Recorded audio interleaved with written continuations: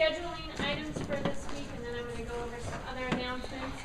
This week you'll be doing experiment 2 in lab, so we'll talk about what that entails during pre-lab lecture. Your pre-lab for this week will be a little bit different because it is a different type of lab, so we'll talk about that here in a little bit. You'll have your second quiz this week, so make sure you're prepared for a quiz on experiment 2. And then, like I said last week, safety is always a possibility as well. Next week, we're going to be doing experiment 3. And experiment 3 is a very work-intensive lab. So nothing is very difficult to do. There's just a lot of steps involved. So you need to be really prepared for experiment 3 when you come to lab next week. So make sure that you read that lab very carefully, even before you come to pre-lab lecture, so that you, as I'm going through the experiment, you understand what I am covering. Because you really need to, when you come to lab next week, you need to know exactly what you need to do so you can work quickly through the experiment, okay? So make sure you read that carefully. Also make sure that any glassware that you're going to need for next week is clean and ready to go, because you don't want to be spending any time next week having to clean things up if you could have taken care of it this week. So make sure when you're in lab this week, verify that glassware is clean and ready to go. Next week also your first report will be due. So your report on experiment 1 is going to be due at the start of the lab period next week. So we won't take your notebooks until you are leaving lab next week, but it's expected that your report is ready to go when you come to lab next week. Okay, there won't be any other time to be working on it during lab, so make sure you have it ready to go. Now I have some more general announcements here of things that have been noticed in the last couple weeks. So first of all, with thermometers, make sure in your common equipment and on the melt temps when they're not being used, turn them off so we're not burning through a bunch of batteries on those. Make sure you turn off the melt temps in between users so that people, if you're done using it, someone doesn't have to wait for it to cool down before they can use it. If you turn it off, then they'll be ready for the next person to use. So actually turn the melt temp off. Make sure your hoods are being cleaned up, balances, common areas, all of that. Every space that you are using in the lab, make sure is fully cleaned up before you leave the lab, whether an open lab or your regular lab section. Make sure you cap waste, pull hood sashes down, put samples away. Make sure that your samples, either in open lab or during your regular lab section, are put away. I've already collected a few. So make sure you put those away. Otherwise, everybody's got 2 nice white solids right now that all look pretty much the same. So if they are found, they're just going to be thrown away in organic waste. And you don't want that to happen before you're done with your experiment 1 samples. So always remember, put your samples away. Common equipment. Remember what is common equipment and what isn't, and don't lock common equipment in your own lab drawer. So make sure common equipment gets back in the common equipment drawers. Make sure you're not putting any water in the organic waste containers. You don't want to have to separate out the organic waste from the water that's in there, so make sure no water goes in there. You know, your separatory funnel that you used a few weeks ago holds 125 milliliters of volume, and the organic waste containers are 2.5 liters big, so you don't want to have to take that to separate out all the waste that could be in a waste container if there's water in it, okay? So make sure you don't put any water in the organic waste containers. Vice versa, don't put any organic waste down the drain unless you've been told otherwise to do so, okay? Dress appropriately for open lab. I've already had to ask a few people to leave when you're not dressed appropriately for open lab. So remember, long pants, closed foot shoes. Short sleeve shirts are better than tank tops in organic lab. So make sure that when you come to open lab, you dress just as you would for your organic lab section. Keep the melt temp areas clean and tidy. Once you're done, sweep up any solids that have spilled or any solid that's kind of come out of your weigh boats or whatever before you leave. Do not miss a class or workshop to be working in open lab. So you have to work, open lab is there, but it has to fit into your class schedule. So don't be skipping classes or workshop to be working in the open lab. And then for early morning lab people, just a note that Phelps is open at about 7 o'clock or so on Tuesday and Thursday mornings. So if you need, they won't have hot breakfast, but but if you need cold breakfast, you can get some breakfast before you come to lab. So eat before you come to lab, especially next week. You're going to need your Wheaties. So, questions with any of this? Okay, we're going to talk about experiment 2, and I'll go over some general information for experiment 2, and then towards the end of the lab period, I'm going to show you a couple of things using WebMO, which is the computer program that we're going to use, or interface we're going to use for this experiment. So first of all, why even use models? Why would we spend a 5-hour lab section covering using different types of models? Why do we think that that is important to you in your understanding of organic chemistry? So one, they're good for visualizing molecules.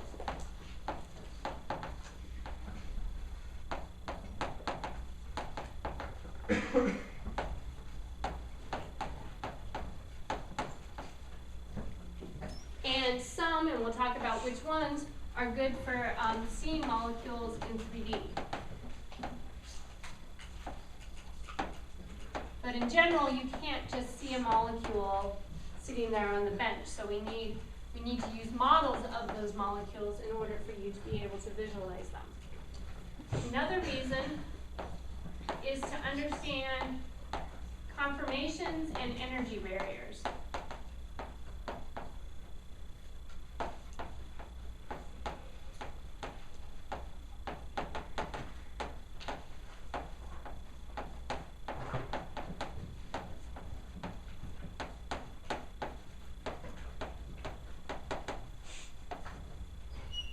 So one of the types of conformations that you guys have been talking about in lecture is Newman projection. So we're going to go over that as review for this week's experiment, but also as an example of a model that you use to understand energy barriers and conformations of molecules.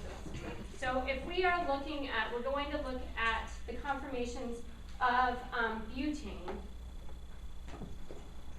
We're going to look at the Newman projections involved.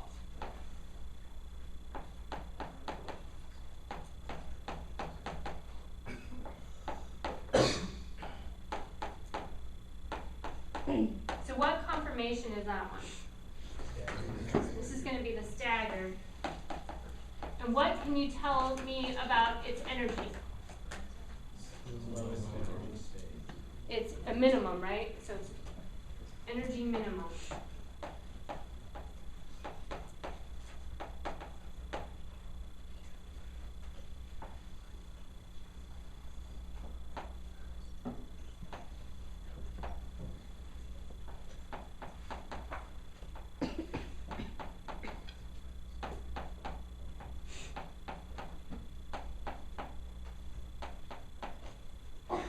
So which one is this one?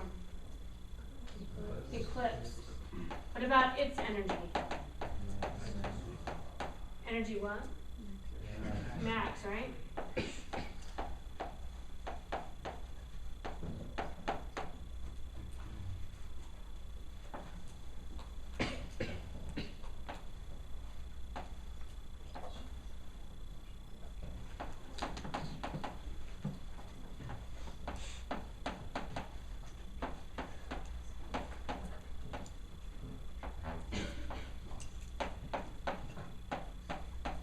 How about that one?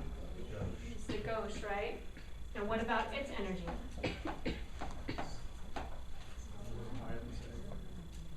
It's not the absolute minimum, but it still is an energetic minimum.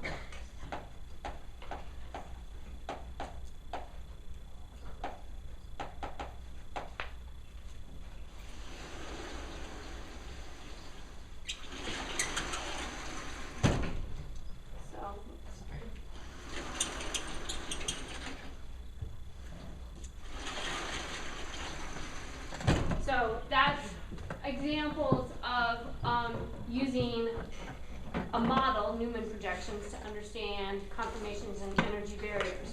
Another reason to study models is they can be used for predictions.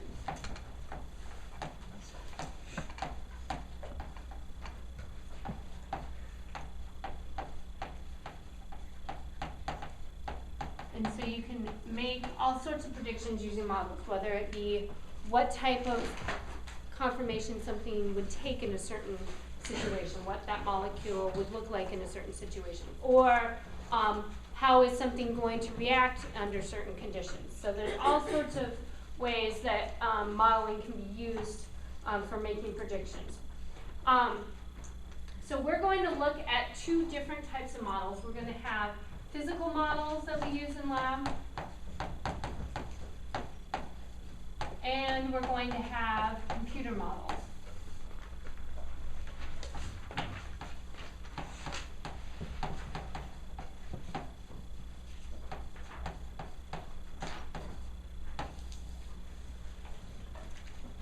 And so first let's look at the strengths. They each have different strengths. That's why we're using them. They're useful for different things. With the physical models, what's something that would be important with the physical models, do you think? It's tangible, right? You can hold it in your hand.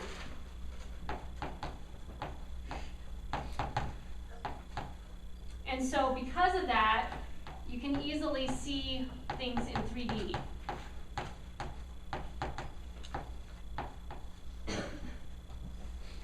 And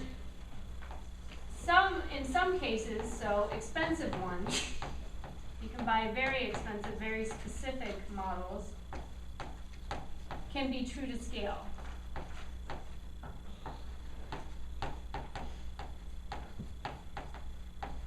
Which ours are not super expensive ones that we're going to be using, but you can buy models that are just a model of a specific compound, and so it's going to have a very, very true to scale bond lengths, angles, and so forth.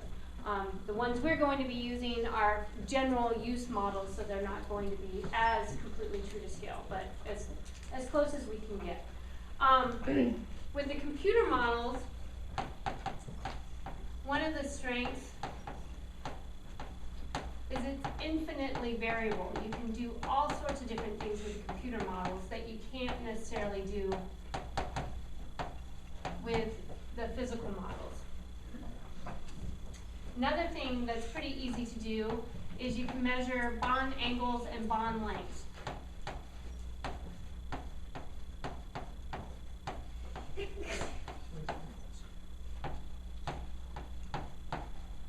so we'll be doing some of that this week with the computer models that we're going to do.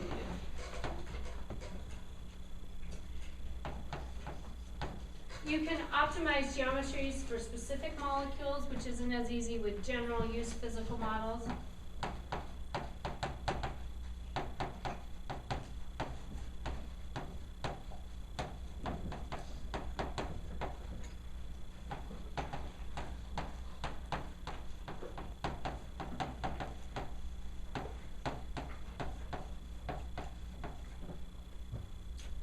And more than physical models, we can use it for this third reason why we would use models, is they can be used for predictions.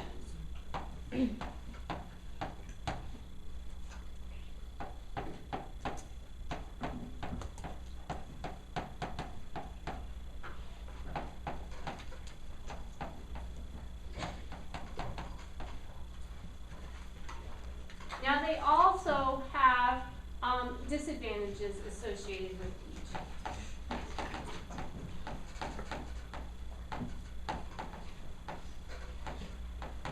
So with the physical models, we've already kind of pointed out this with the strength of the computer models. The bond angles and bond lengths aren't necessarily specific to that particular compound. So they're not molecule specific unless you buy the really expensive ones.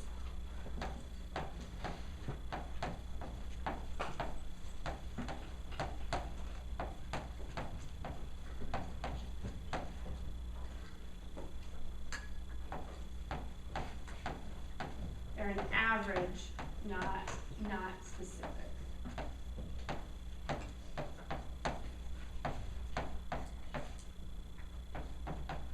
True to scale.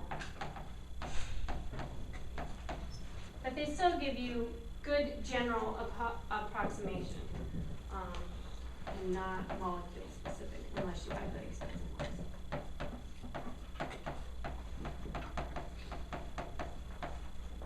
probably better to say this here, because they do give you a good approximation.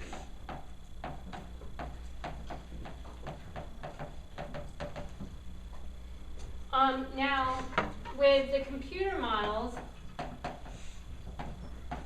disadvantage is they aren't tangible.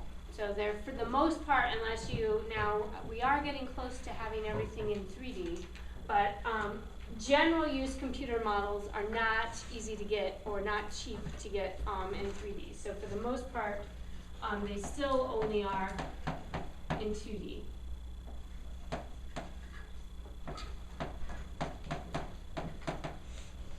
And they aren't, even if they were in 3D, it's still not something that you can actually hold the molecule. It's not a tangible model, okay?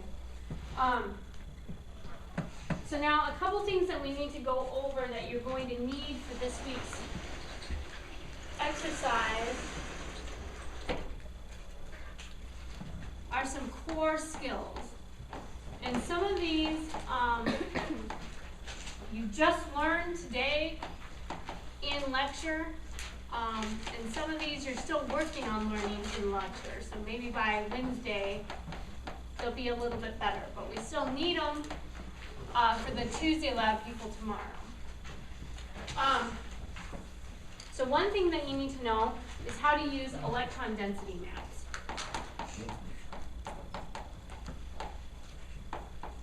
And how to read them.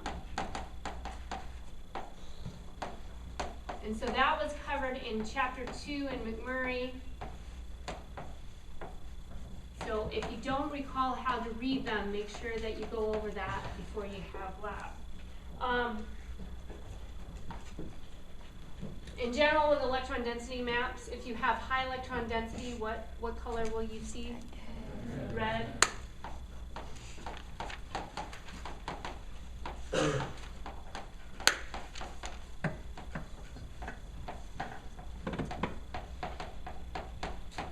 And what do you see if you've got low electron density? Blue.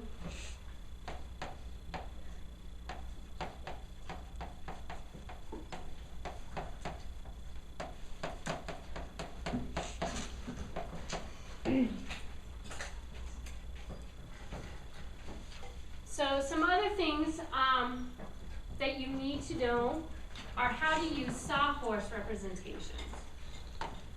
So these are also shown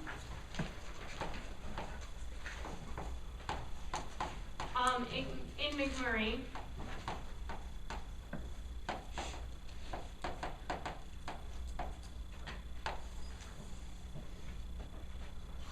And so, say we're going to look at the Sawhorse representation of ethane. So it's a way of looking down a single bond and looking at, it's kind of like using a Newman projection, but it's at a different angle. You're able to still visualize the angle that you're looking down. So say, for example, we have ethane. This would be what the Sawhorse representation of ethane would look like in the staggered form. So let's see.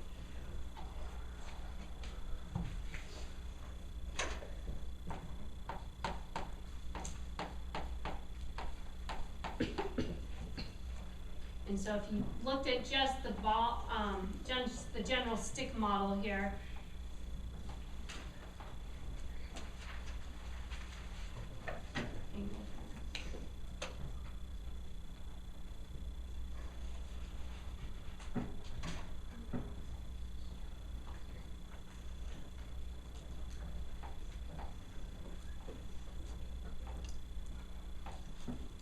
this is what the Sawhorse representation would look like for it being staggered. And then for eclipsed,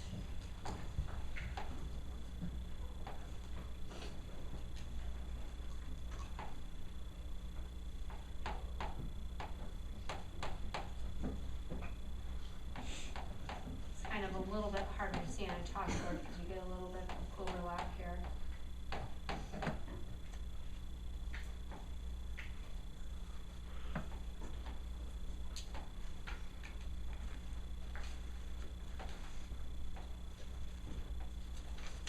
something like that. So you're still looking at relative substituents of these carbons and looking at the spatial relationship around them, but you're actually seeing that actual bond that's in between instead of not being able to see the bond like you would with a Newman projection. So for example, like with butane, we could change this guy. This would be the staggered conformation of butane. So we could just, it doesn't have to be something like ethane. It can be anything that you can look at it, just down one singular bond, okay? Something else you need, wedges and dashes. You're going to need this throughout organic chemistry.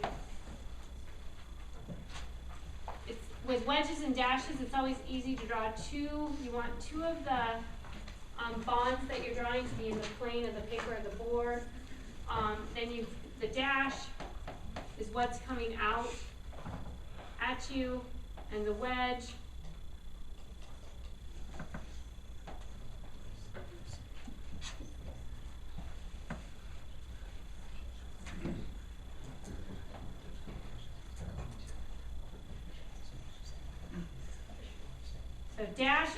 dash is going into the board, wedge is coming out at you. Okay?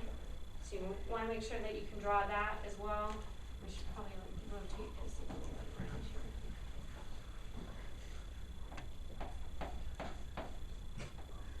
You don't want the wedge quite like right straight down. Something like that.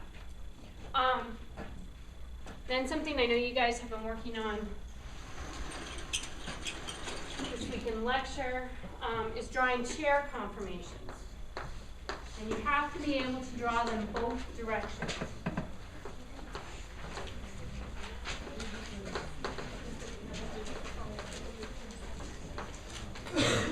So this again is shown. They have kind of a tutorial in McMurray of how to draw them. If you want to think of it, it's a series of parallel lines. So if you can get one set of lines going okay, maybe, or one in the set, it'll help you draw the second of the parallel lines. So you've got kind of chair facing this way and chair kind of facing this direction. So if you draw something like this, we've got this first set of parallel lines. Then you go something like this, and down like that. Well, mine's kind of a little bit wide here.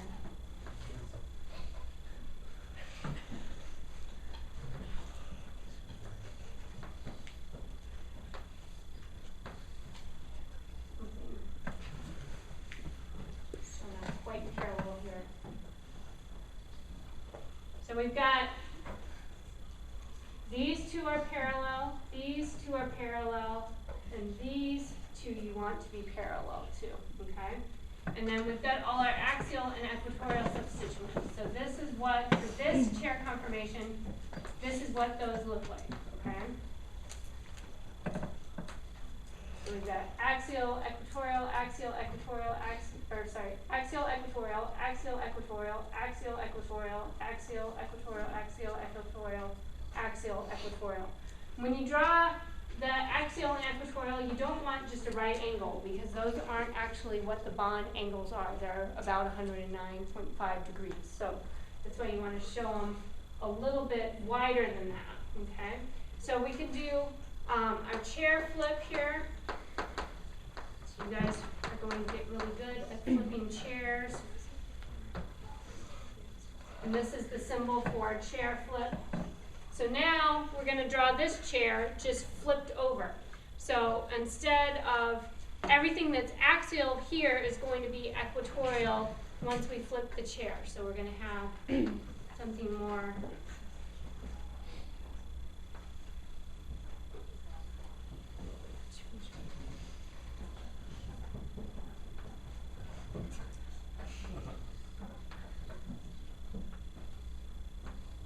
So now we've flipped our chair, okay? So we still have our parallel lines, parallel lines. Well, these aren't super great here. Better.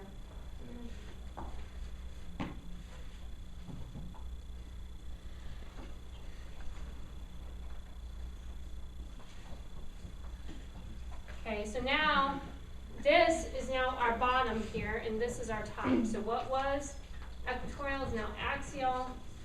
What was axial here is now equatorial.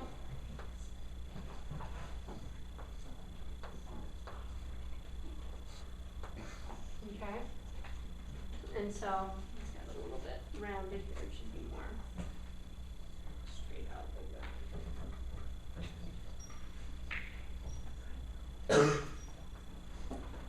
But everything just flipped, okay? So you got to keep in mind that with a chair flip, everything's going to flip its position, all right? And change 180 degrees, okay?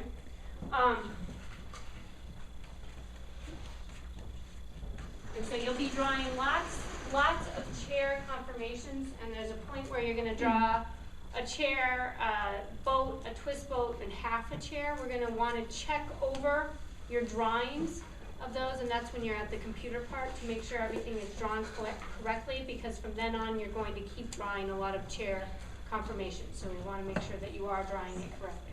Okay. For lab this week,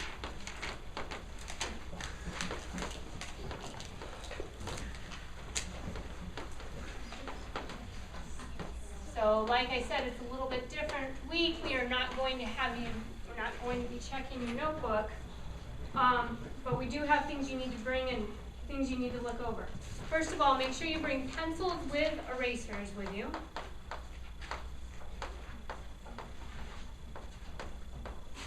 So usually when you're filling out the answer sheets, it's not going to be perfect the first time you do it. Bring your McMurray with you, either 6th or 7th edition, but you do need your textbook.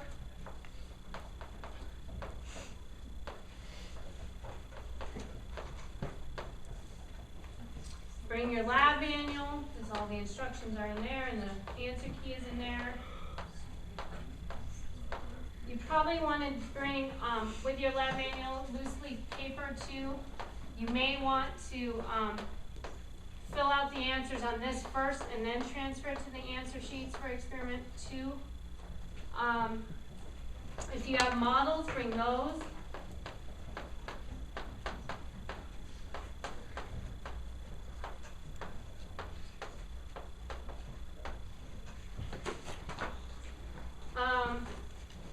And if you have a laptop, you might want to bring it as well, because you can log into WebMO as long as you can connect to the server. So if you're connected to internet on Hope's campus, you're connected to the server. You can do WebMO, use WebMO on your own computer. So if you have a laptop, you'll probably want to bring it with you, and you can use that instead of the computers in the computer lab. So all these things you should bring with you. For the pre-lab, instead of filling things out in your notebook, we have things that you should look over. So you want to review Chapter 2 of McMurray.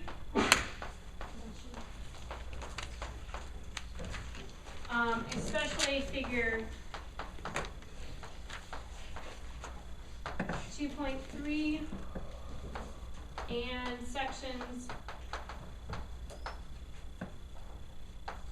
2.3 and 2.4. And then you should review chapters 3 and 4.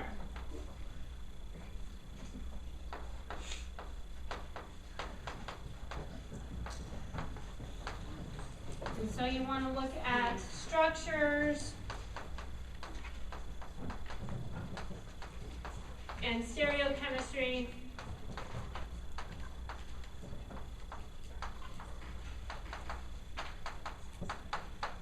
Of alkanes and cycloalkanes.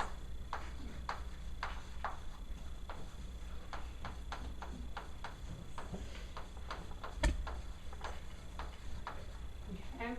So look at chapter 2 and look over also chapters 3 and 4 for lab this week. So this is your pre-lab. You don't have anything you need to write. You just need to look things over and refresh your memory.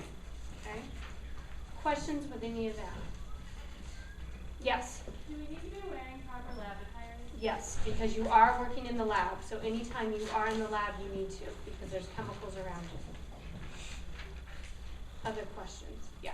If you finish the work before the allotted time, do you go through melting points?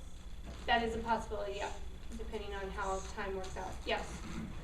Once we finish taking melting points, what are we supposed to do with our compounds from last week's lab? Don't throw them away. Hang on to them. So do not ever throw away any of your compounds till you get your notebook back with the report graded for what you were looking at, okay? So don't throw experiment 1 unknowns away until you get your report back for experiment 1 to make sure that your unknowns are correct.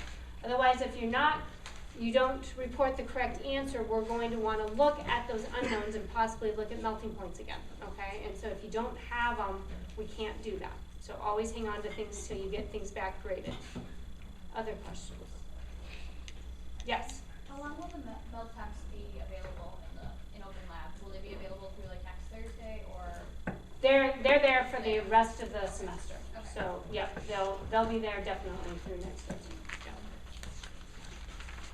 Yeah. Okay, so now I'm going to go over using WebMO and go over some of the basic things you guys need to know to get started. So when you go to lab this week, you're ready to go. So.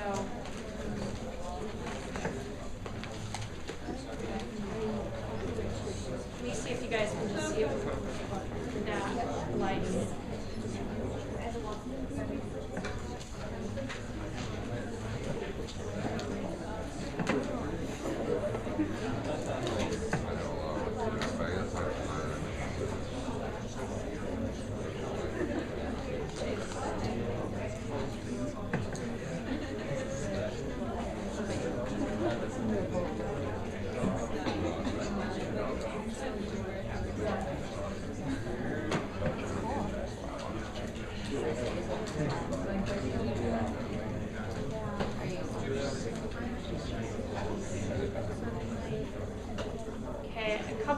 Need to show you. In your lab manual, it tells you to use either Internet Explorer or Firefox for WebMO. You can also use Chrome. I'm going to use Chrome today because there's actually more things you have to say yes to with Chrome. There's more security things involved with Chrome than Internet Explorer or Firefox. When I was testing this out this summer, I found that newer versions of Firefox or Chrome work the best, or if you have older computer, Internet Explorer works the best. So it kind of just depends on what computer you're using as to what browser you should be using, okay? So that's what the top part here of your experiment says. I'm going to get into WebMO, and I'm going to have a student show you how to sign into your lab section real quick too. So you're going to go to curry.chem.hope.edu, and then on the left-hand side, you want to select WebMO, and then you're going to select organic chemistry, and then this is where you're going to sign in. Your username is your email username, and your password is your email password, okay? So I'm going to have a student come up and demo how you get into your lab section. What you want to do is the first time you sign in, make sure you get yourself in the correct lab section. So know what your section number is, because that's how we will find your work. So Allison just put in her username, password. Oh, and it wasn't happy,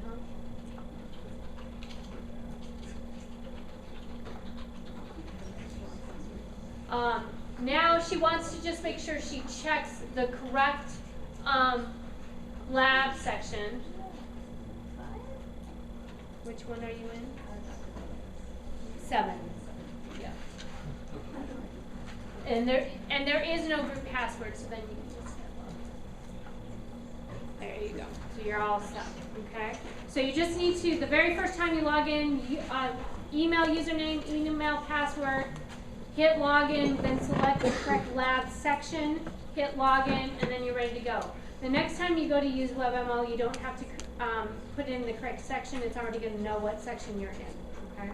So I'm going to, so that Allison doesn't have all my demos in her account, I'm going to log in myself. And so I couldn't demo to you what that would look like because I'm already in a lab section. So when you get into WebMO, first thing you're going to want to do is go to a new job. We're going to want to create a new job, okay? And here we start with our permissions that we need to give Chrome. So let's say run this time, and then hopefully we'll have Java pop up. You need the most current version of Java for WebMO to work. So if you're using your laptop, you may need to update your Java. And then that was another permission. We were going to let it run. So we check the box and then say run. So now I'm going to start. I'm going to draw chloromethane. And so our tool for drawing is first you want this molecule here selected. And that, by default, will give you a carbon. If you want to change to something else, then use the periodic table, and then you can select what you want to change it to. So we're going to change it to chlorine. And so then I'm going to click on the carbon atom, and left mouse click and hold it and drag, and then I get a chlorine atom attached, okay? Then with everything that you draw, you're going to want to minimize it, okay? So we use our wrench to do the comprehensive cleanup or the minimization, and then you can use the arrow here to rotate it around. The other thing you want to see is when you hit the wrench, before you do anything else, it gives you a total strain energy down here. And so at times you're going to be recording this total strain energy. If you don't record it right when you see it and do something else, this is going to disappear, but then hit the wrench again and you'll get it back, okay? Same with, I'm going to show you how to measure bond angles and bond lengths. They're going to appear down here too. So to do that, you want to click on this arrow tool here, and you're going to select one atom, and then hold down the shift button and select the next atom. So there, and that gave me bond length. If I held down the shift button and selected another atom, I get the bond angle. So, and some of these compounds you're going to have to measure bond angles and bond lengths. That's how you do it, and then it's recorded down here. Okay. If we need to go on and do further calculations with this compound, you would click over here on the right, this arrow here, click on that. And again, Java is upset of what we're doing, and so we don't want to block our unsafe components. We're going to just say no. And then we're going to, it also wants to know if we want to continue without symmetrization. We're going to continue without symmetrization, so say OK. And then you go on and select what engine you're going to use for your calculations. In this case, we're going to select Tinker, but in the instructions, it will tell you what you need to use. Hit this arrow again. In the job name, you probably want to give, it tells you in the instructions, you want to give your initials and identifying information for each of these jobs. So, say for example, let's see what's on this page.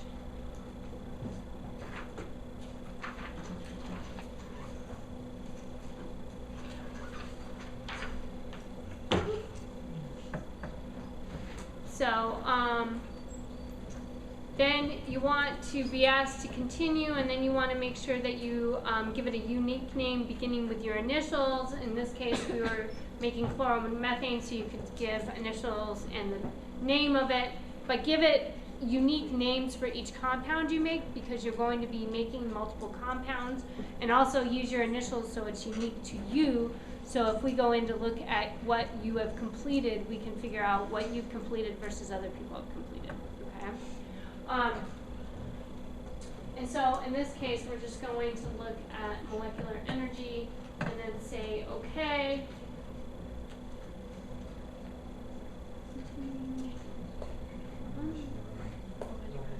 Oh, run this time, sorry. Not used to that. And we're going to accept it again. Run.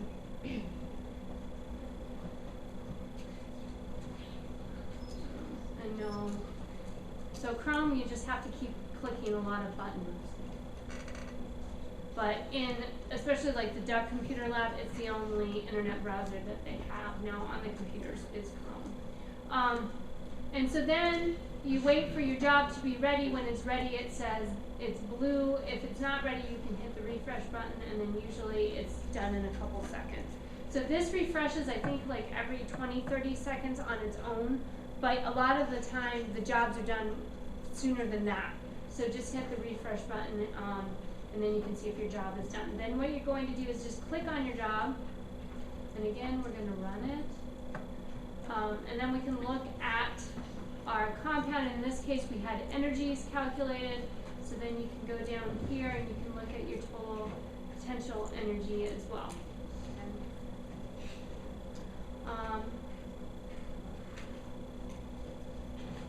And so now I'm going to draw different compound. I'm going to draw propane. So I went back to the job manager and I'm going to create a new job.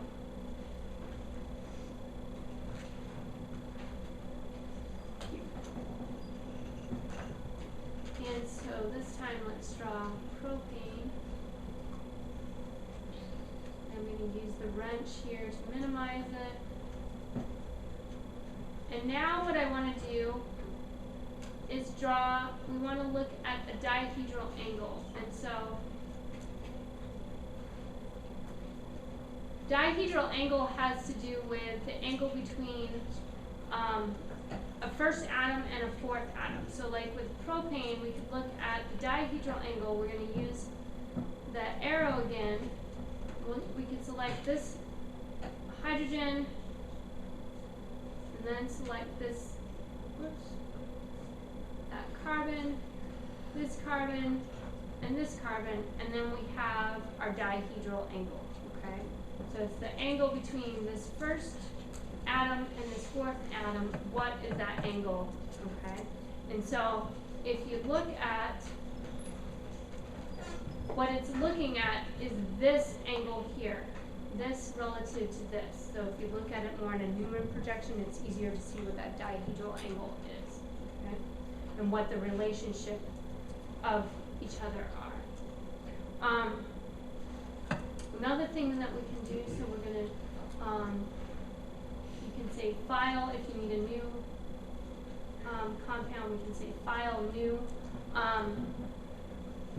One thing that you will use is in the build menu, you'll use the fragment menu, and that's where we'll get our cyclohexane rings from, okay? So you go look under functional groups, we want rings, and then we're going to want some sort of cyclohexane ring. When you are getting energies for these rings, the cyclohexane, the chair, and the boat, you're going to be told to minimize at different times, but at other times you're not going to be minimizing these, okay? So it depends on when you are told to minimize something, then do it. If you're not told to do it, then don't do it. So like if you minimize, we say okay, put our cyclohexane chair, and we should be able to just, come on, click into there. No. Let me try again. It's not very happy here. It should be that you just click it. There we go. So never mind my extra atom there. So we've got our, we just select it, we can delete it. There. So we've got our cyclohexane chair here, okay? If we minimize the chair, it's going to basically look the same. It still looks like a chair, okay? So we didn't really change it at all. If we try and minimize, say we are trying to draw a boat,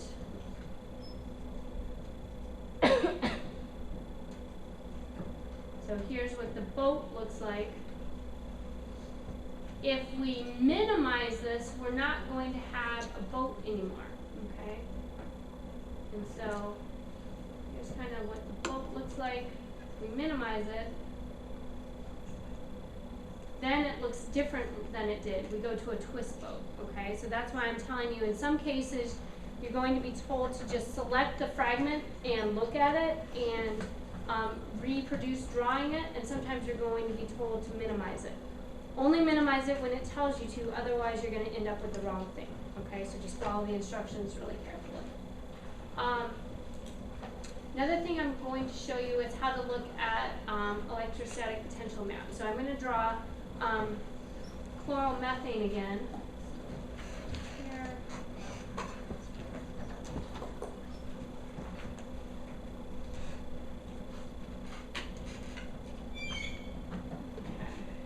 We'll go to the next page.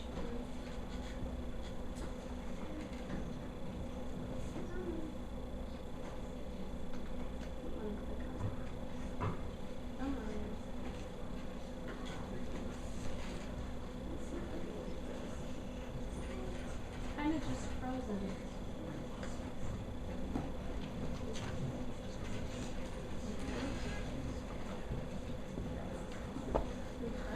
It just has completely frozen now. Well, here, we're going to try and just get out of it here.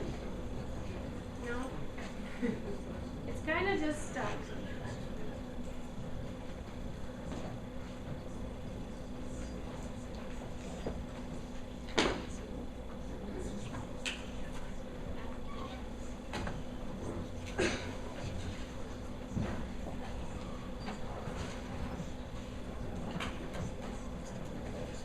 Okay, I'll try it one more time here.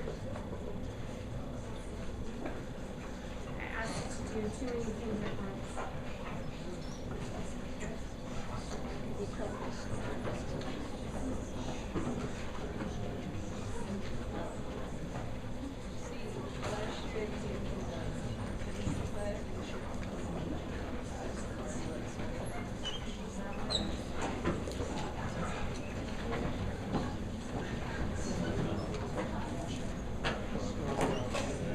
Okay, so let me draw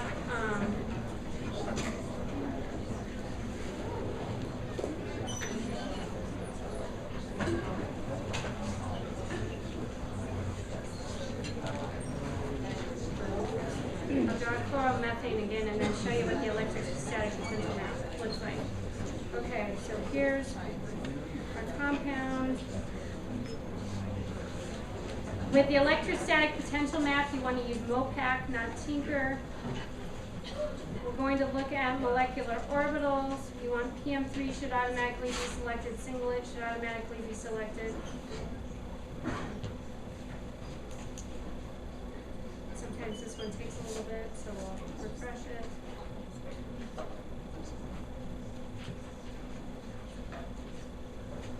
And so then you'll go down to this menu and to look at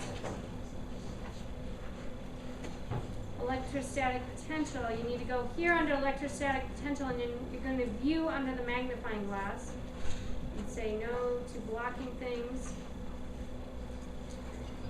And then we should get electrostatic potential, which we do, and you can rotate it around and look at it. The other thing you're going to be asked to do is go under this icon, and so we're going to select some preferences and make it so it's a little more see-through, so you can see the compound that you're looking at, okay? So this is more like the McMurray representation. Then you can see the electrostatic potential map and also see the compound itself, because you're going to have to draw the compound with It's electrostatic potential. Okay. Questions you guys have?